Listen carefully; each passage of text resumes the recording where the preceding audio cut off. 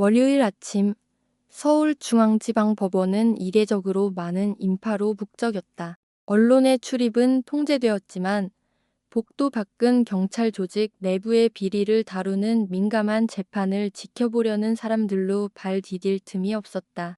사건의 중심에는 한때 경찰의 철의 여인이라 불렸던 전직 여성 경감이 있었다.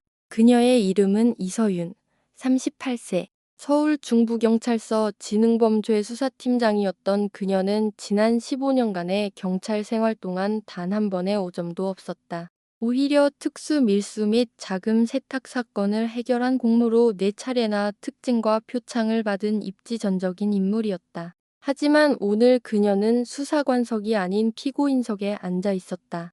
21페이지에 달하는 공소장은 그녀가 특정경제범죄, 가중처벌 등에 관한 법률 위반, 직권남용, 그리고 수사기밀 누설이라는 죄목으로 기소되었음을 명시했다.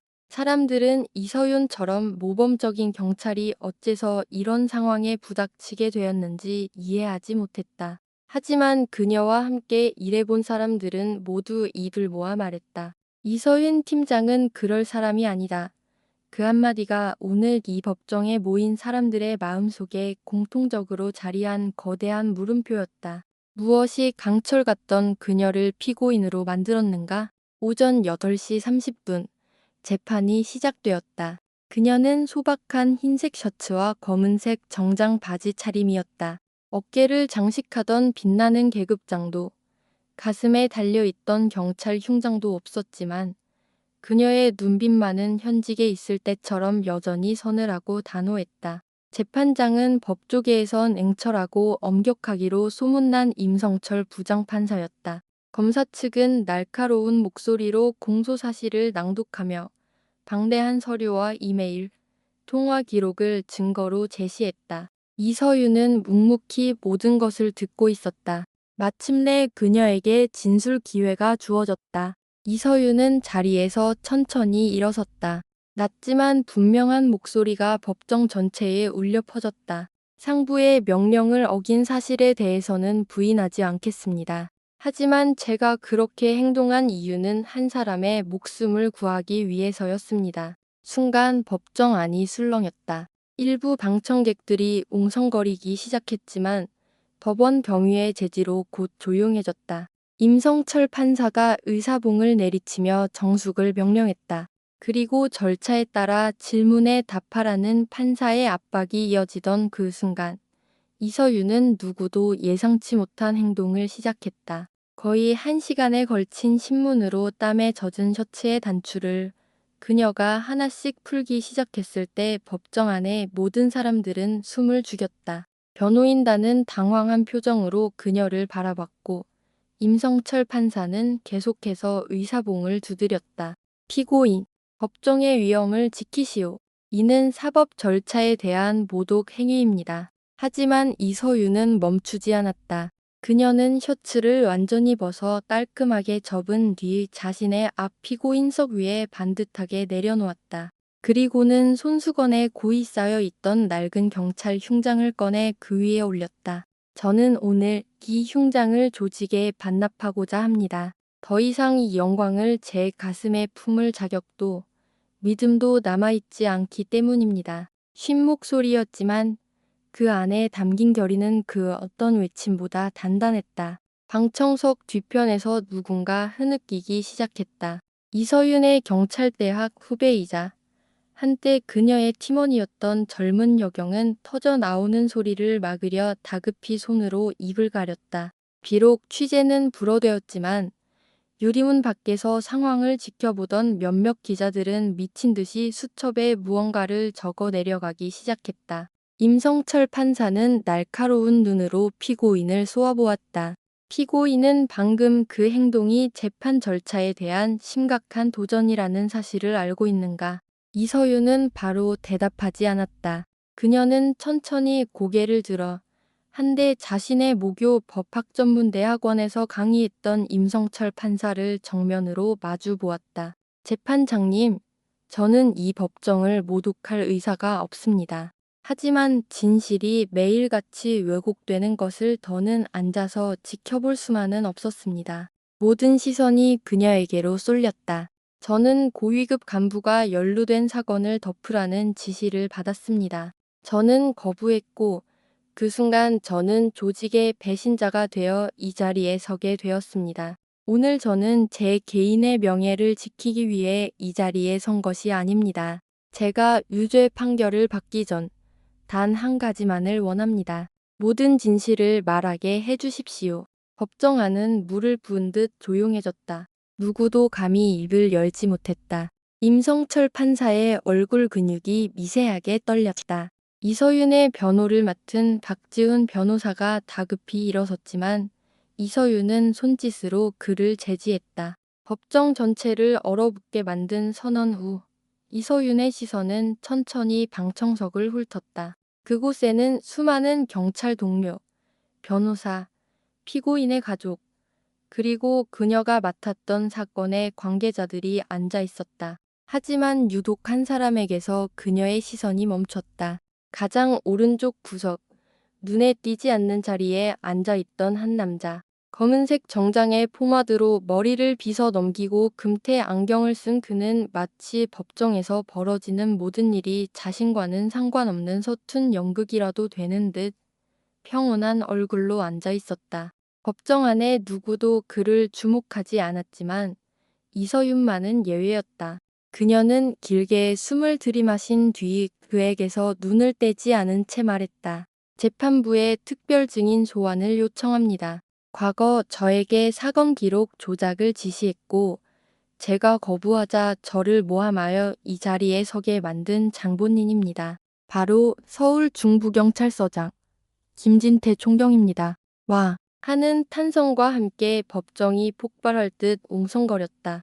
몇몇 경찰 간부들은 당황한 기색으로 서로를 쳐다보았다. 임성철 판사는 순간 흠칫하며 미간을 찌푸리더니 이서윤이 가리키는 방향을 쳐다보았다. 자신의 이름이 불린 남자. 김진태 총경은 의자에 기댄 채 무릎 위에 놓인 손을 가볍게 움켜쥐었다. 하지만 그는 이내 입가에 옅고 서늘한 조롱기 가득한 미소를 띄었다. 임성철 판사의 목소리가 날카롭게 울렸다.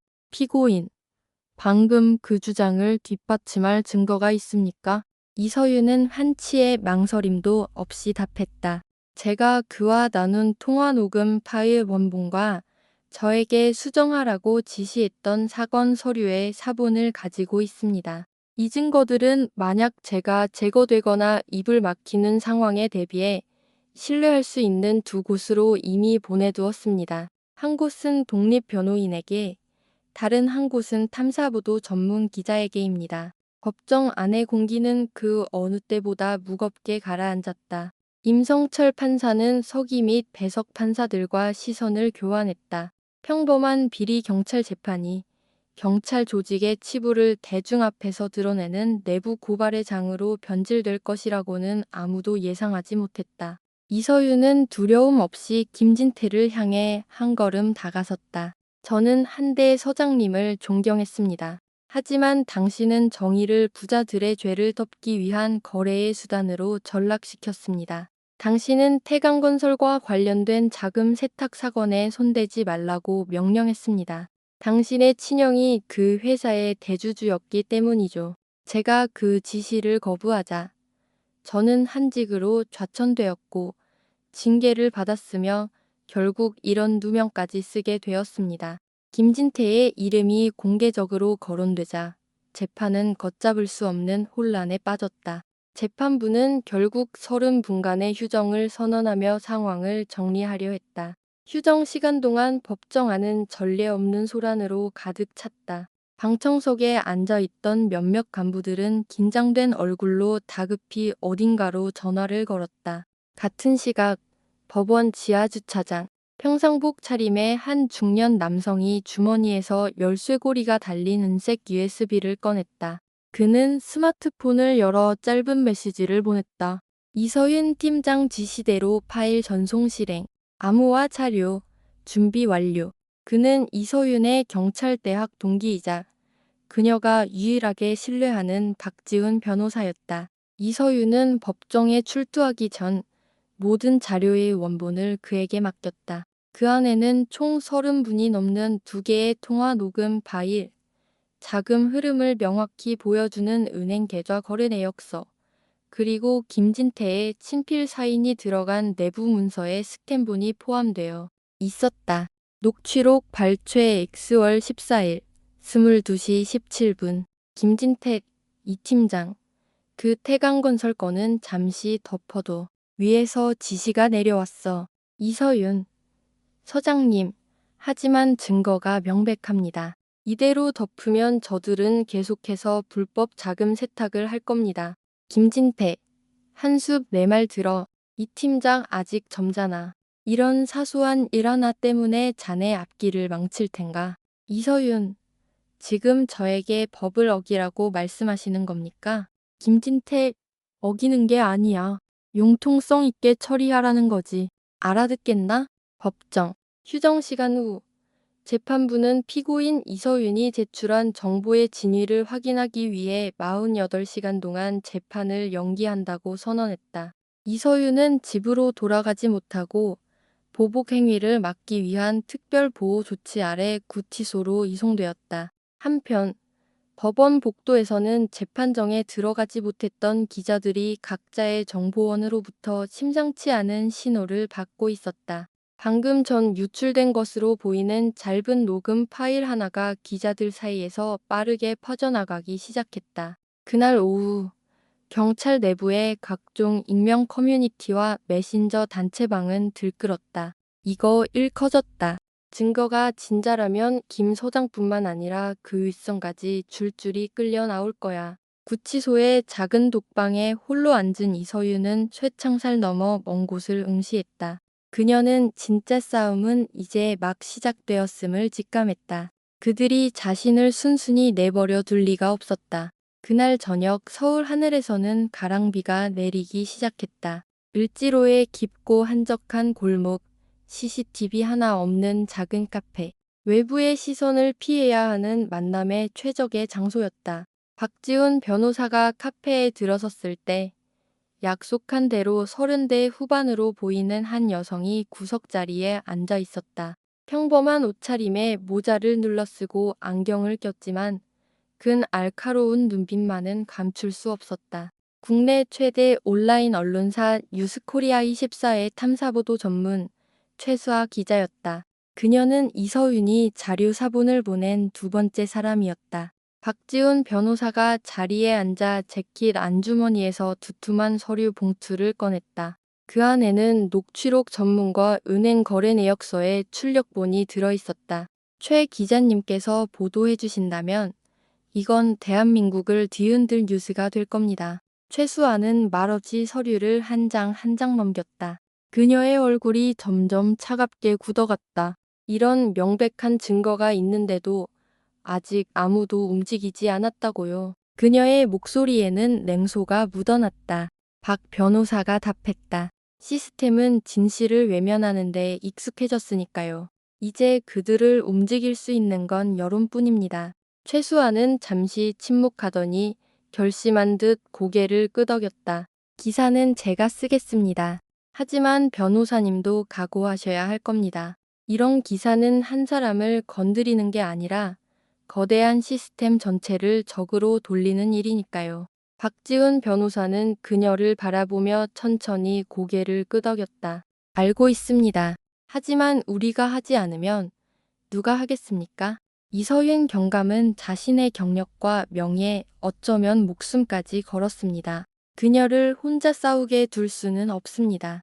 그날 밤 오전 1시 45분 뉴스코리아24의 메인 화면에 한 기사가 올라왔다. 단독 피고인인가 내부 고발자인가 이서윤 경감 법정에서 경찰 흉장을 반납한 이유. 기사는 즉시 온라인을 강타했다. 단 몇 시간 만에 조회수는 80만을 넘어섰고 4만 5천 건 이상 공유되었으며 수천 개의 댓글이 달렸다. 법조계 커뮤니티부터 해외 통신사까지 법정에서 제복을 벗은 여경의 이야기를 언급하기 시작했다. 다음 날 이른 아침 서울지방경찰청장실에서 열린 긴급 대책회의. 한 고위 간부가 책상을 내리쳤다. 어떤 놈이 언론에 정보를 흘린 거야. 녹취록은 누가 유출시킨 거냐고. 그 시각 김진태는 이성을 완전히 잃은 상태였다. 그는 자리를 박차고 일어나 누군가에게 전화를 걸어 소리쳤다. 당장 그 변호사 놈이랑 기자년 처리해. 무슨 수를 써서라도 입을 막아. 새벽 3시 12분. 구치소의 짙은 어둠 속에서 이서윤은 벽에 기댄 채 잠 못 이루고 있었다. 그녀는 기사가 나갔다는 것을, 그리고 그로 인해 위험이 코앞까지 다가왔다는 것을 알고 있었다. 바로 그때 최창살 밖에서 조용한 노크 소리가 들렸다. 마스크를 쓴 마른 체구의 젊은 교도관이 소리 없이 다가와 문틈으로 작은 쪽지 하나를 밀어 넣었다. 아무 말도, 아무런 눈빛 교환도 없었다. 이서윤은 쪽지를 집어 펼쳤다. 그 안에는 단 몇 글자의 손글씨가 적혀 있었다. 누님, 혼자가 아닙니다. 김진태 총경, 감찰 시작했습니다. 뒤에 사람이 있으니 버텨주십시오. 강민준. 이서윤은 순간 숨을 멈췄다. 강민준. 낯설지 않은 이름이었다. 과거 경찰청 감찰과에 근무하다 본청 감사관실로 발령난 인물. 과묵했지만 강직했던 경찰대학 시절 자신의 한 기수 후배. 그리고 사건 초기부터 그녀를 믿어준 극소수의 사람 중 한 명이었다. 다음 날 오전 경찰청 본청의 한 보안 사무실. 강민준 경감은 컴퓨터 모니터 앞에 앉아 있었다. 그는 지난 48시간 동안 김진태의 모든 내부 통화를 감청한 기록을 되돌려 듣고 있었다. 누구도 예상치 못했던 특별 감찰 시스템이 조용히 작동하고 있었던 것이다. 김진태 녹취, 최수아 그 기집애 처리해. 2차 기사 못 쓰게 막아. 박지훈 변호사도 마찬가지야. 조용하고 깨끗하게. 김진태의 목소리는 마치 부하에게 지시하는 조폭처럼 살벌했다. 강민주는 증거 저장 버튼을 누른 뒤 메모리 카드를 뽑았다. 그의 얼굴은 차갑게 굳어 있었지만 마음속에서는 분노가 들끓었다. 권력으로 언론을 틀어막고 옛 동료를 모함해. 누구는 속일 수 있어도 나는 못 속여. 김진태. 같은 날 오후 본청 감사관실 내부회의. 강민주는 서류 보고서 대신 USB를 컴퓨터에 바로 꽂아 녹음 파일을 재생했다. 회의실은 정적으로 가득 찼다. 녹음이 끝나자 감사관장이 무겁게 고개를 끄덕이며 명령했다. 김진태 총경. 즉시 소환하고 형사소송법 133조에 의거 특별감시 및 이동 제한, 서류 접근 금지 조치를 시행할 것. 강민주는 가볍게 고개를 숙이며 말했다. 증인이자 피고인인 이서윤 경감의 신변 보호를 제가 직접 책임지게 해주십시오. 같은 시각 이서윤이 있던 구치소 독방문 앞에 한 간부가 나타났다. 그는 문을 3번 노크하고 열었다. 신문을 위한 것이 아니었다. 그녀를 밖으로 데리고 나가기 위함이었다. 만나야 할 사람이 있습니다. 당신을 믿고 돕고 있는 사람입니다. 카메라도 녹음 장치도 없는 특별 대질 신문실. 낡은 나무 책상 하나와 의자 2개. 한때는 동료였으나 이제는 전혀 다른 세계에 속하게 된 두 사람이 마주 앉았다. 김진태가 먼저 안으로 안내되었다. 그는 더 이상 법정에서의 근행처라고 자신만만한 모습이 아니었다. 자신을 기다리는 사람이 이서윤 단 한 명이라는 사실에 그는 적잖이 놀란 듯했다. 이서윤은 강민준의 요청에 따른 경찰청장 특별명령으로 잠시 구치소에서 나와 있었다. 김진태는 눈을 가늘게 뜨며 애써 비웃음을 지었다. 이서윤, 아직도 연극이 덜 끝났나? 잊었어? 자네를 이 자리까지 키워준 게 누군데? 이서윤은 웃지도 반응하지도 않았다. 그녀는 품에서 얇은 서류철 하나를 꺼내 책상 위에 올려놓았다. 녹취록, 사진, 계좌 내역서, 그리고 과거 김진태의 압력으로 부당하게 해고당했던 전직 동료 2명의 진술서가 들어있었다. 연극이 아닙니다. 정식 조사가 시작되기 전에 서장님께 딱 한 가지만 묻고 싶어서입니다.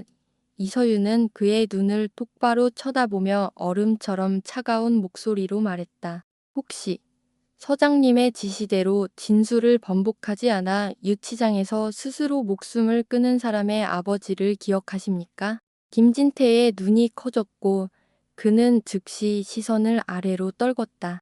그의 얼굴이 붉게 달아올랐지만 아무 말도 하지 못했다. 목구멍에 무언가 걸린 듯했다. 2020년의 일입니다. 제가 아직 경위였을 때죠. 기억나십니까? 그 아버지의 이름은 박철민. 그의 아들은 강도상해 혐의를 뒤집어 썼습니다. 서장님은 저에게 제가 신문조차 하지 않은 그 청년의 수사 기록에 허위로 서명하라고 지시했습니다. 저는 거부했습니다. 방하는 바람이 창문 틈을 스치는 소리마저 들릴 정도로 고요했다. 3개월 뒤 박철민 씨는 아들의 사건 전체에 대한 재감정을 요구하다가 유치장 안에서 목을 맸습니다. 그리고 서장님은 승진했고 저는 기록관리실로 발령났습니다. 김진태의 숨소리가 거칠어졌다. 땀이 그의 등줄기를 타고 흘렀다. 이서윤의 목소리는 여전히 흔들림이 없었다. 저는 너무 오랫동안 침묵했습니다. 서장님에 대한 마지막 믿음을 지키고 싶었기 때문입니다. 하지만 당신이 태강건설의 자금 세탁 증거를 인멸하라고 지시했을 때 저는 알았습니다. 당신은 더 이상 인간이 아니라는 것을. 김진태가 책상을 내리치며 소리쳤다. 이 모든 게 다 이 빌어먹을 시스템 때문이야. 네가 뭔데? 졸 하나가 판을 뒤엎을 수 있을 거라고 생각해. 이서윤은 자리에서 일어났다. 두려움이 아닌 연민의 눈빛으로 그를 내려다보았다. 아니요. 저는 아무것도 뒤엎지 않았습니다. 그 썩어 빠진 판을 그린 것은 바로 당신들이니까요. 저는 그저 이제 그만하라고 말한 것뿐입니다. 문이 열리고 감사관실 요원 2명이 들어왔다. 김진태 씨, 당신을 직권남용, 수사방해, 범인도피 교사 혐의로 긴급 체포합니다. 김진태는 더 이상 저항하지 않았다. 그는 게임이 끝났다는 것을 알았다. 충격적인 대질신문 3일 후 김진태는 구속 수감되었다. 모든 언론이 이 소식을 대서특필했다. 뉴스코리아24는 3일 연속으로 이서윤 사건의 전말과 김진태의 비리 의혹을 일면에 실었다. 여론은 들끓었고 사법 시스템의 투명성과 개혁을 요구하는 목소리가 전국적으로 일어났다. 하지만 이 떠들썩한 파도의 중심에서 이서윤은 오히려 침묵을 택했다. 그녀는 어떤 언론 인터뷰에도 응하지 않았고 대중 앞에 모습을 드러내지도 않았다. 그녀는 고향으로 돌아가 지난 4년간 단 한 번도 할 기회가 없었던 일을 하고 싶다고 청했다. 그녀를 길러준 양아버지, 고 박철민 씨의 묘소를 찾는 일이었다. 박철민 씨의 낡은 집은 강원도 춘천의 한적한 교회에 있었다. 이서윤이 문을 열고 들어섰을 때 모든 것은 그가 세상을 떠나기 전 마지막으로 방문했던 때와 같았다. 소박한 제사상 위, 그의 영정사진 속 미소는 여전히 온화했다. 이서윤은 그 앞에 무릎을 꿇고 소리 없이 울었다. 지난 경찰 생활 내내 억눌러왔던 눈물이 뺨을 타고 흘러내렸다. 아버지, 죄송해요. 제가 아버지를 지켜드리지 못했어요. 그의 낡은 방을 정리하던 이서윤은 책상 서랍 깊숙한 곳에 숨겨진 작은 오동나무 상자를 우연히 발견했다. 그 안에는 언젠가 돌아올 내 딸 서윤에게 라고 적힌 낡은 편지 한 통이 들어있었다. 날짜는 2020년 6월 10일이었다. 사랑하는 딸 서윤에게 네가 좋은 사람이라는 것을 아빠는 안다. 그리고 내가 싸우고 있는 그곳이 진실이 언제나 환영받는 곳은 아니라는 것도 안다. 만약 내가 이 편지를 읽고 있다면 아빠는 이미 이 세상에 없겠지. 하지만 이것 하나만은 말해주고 싶구나. 너는 아빠를 구할 필요가 없다. 그저 내 자신의 양심을 구하거라. 이 나라에는 틀린 것 앞에서 설령 배신자로 낙인 찍힐지라도 아니오라고 말할 수 있는 용감한 사람이 필요하단다. 5월 25일 이서윤의 재판이 10일 만에 재개되었다. 하지만 이번에 그녀의 위치는 더 이상 외로운 피고인이 아니었다. 증인석에는 과거 김진태의 압력으로 허위 서류 서명을 거부하다 강제 퇴직당했던 2명의 전직 경찰관이 앉아 있었다. 그들은 2020년부터 김진태에게 맞선 유일한 경찰이 이서윤이었다고 증언했다. 법정 중앙의 대형 스크린에는 최수아 기자가 입수한 새로운 영상이 재생되었다. 김진태가 부하 직원과 통화하는 내용이었다. 증거가 부족하면 만들면 돼. 위에서 오케이 사인만 나면 나머진 내가 다 알아서 처리해. 그 냉혹한 목소리가 울려 퍼지자 법정은 다시 한번 얼어붙었다. 사람들은 더 이상 그녀를 조직에 반항하는 문제아로 보지 않았다. 그들은 어둡고 거대한 시스템 전체에 맞서 싸운 한 명의 전사를 보고 있었다. 개인적인 원한 때문이 아니라 낡고 바래버린 정의는 침묵해서는 안 된다는 믿음 때문에. 재판정이 모두를 일으켜 세운 마지막 한마디. 재판장이 그녀에게 최후 진술의 기회를 주었을 때 이서윤은 원고를 읽지도 고개를 숙이지도 않았다. 그녀는 똑바로 서서 언론의 카메라를 정면으로 응시했다. 그녀의 목소리는 법정 전체에 명확하게 울려 퍼졌다. 저는 경찰이라는 조직에 맞선 것이 아닙니다. 제가 한데 자랑스럽게 입었던 그 제복을 더럽히는 자들에게 맞섰을 뿐입니다. 만약 그것이 죄라면 저는 그 죄를 달게 받겠습니다.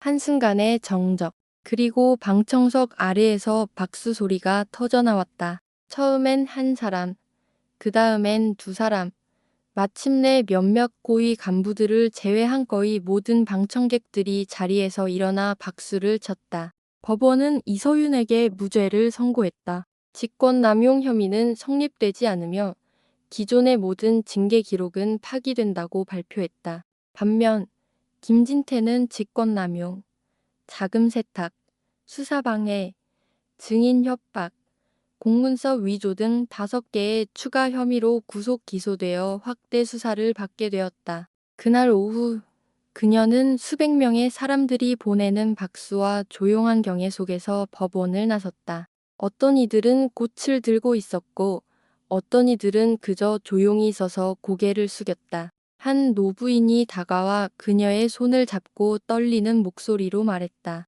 고맙습니다. 무죄 판결 2달 후 이서윤은 경찰 조직으로 돌아가지 않았다. 경찰청은 전례 없는 파격으로 그녀에게 총경 계급으로의 복직을 제안했지만 그녀는 거절했다. 대신 그녀는 자신이 졸업했던 경찰대학에서 교편을 잡는 길을 선택했다. 그녀는 푸른 제복을 입은 4학년 생도들 앞에 섰다. 학생들은 법정에서 제복을 벗어 던져 양심을 지킨 새로운 교수를 호기심과 경외가 섞인 눈빛으로 바라보았다. 그녀는 칠판에 수사기법이나 법률 조항을 적지 않았다.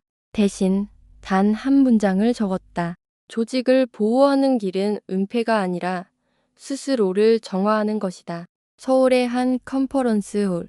젊은 경찰 간부들을 위한 직업윤리 포럼에 이서윤이 연사로 초청되었다. 그녀는 제복도 직함도 없이 그저 한 명의 시민으로 연단에 올랐다. 하지만 그녀가 입을 열자 강당 전체가 숨을 죽였다. 저는 한때 침묵이 조직을 지키는 최선의 방법이라 믿었습니다. 하지만 바로 그 침묵이 정직한 사람들을 죽음으로 내몰았습니다. 만약 언젠가 여러분이 부당한 지시를 받게 된다면 그저 편안한 길을 위해 흐름에 순응하지 마십시오. 멈춰서서 왜? 라고 질문하는 단 한 사람이 되십시오. 객석 한편에서 젊은 생도 한 명이 눈물을 훔치고 있었다. 그의 이름은 박선우. 2020년 억울한 누명을 쓰고 세상을 떠난 박철민 씨의 아들이었다. 재판 후 그의 어머니는 남편의 명예회복을 신청했고 선우는 아버지가 증명하지 못했던 것을 바로잡겠다는 꿈을 안고 경찰대학에 입학했다. 얼마 후 경찰대학 본관 복도 명예의 전당 옆에 작은 동상이 조용히 세워졌다. 동상에는 직위도 계급도 없었다.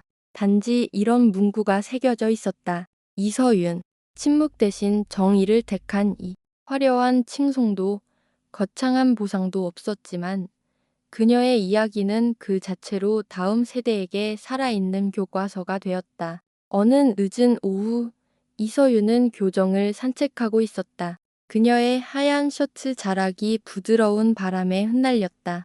그녀의 곁에는 언제나처럼 과묵한 강민준이 함께 걷고 있었다. 그가 물었다.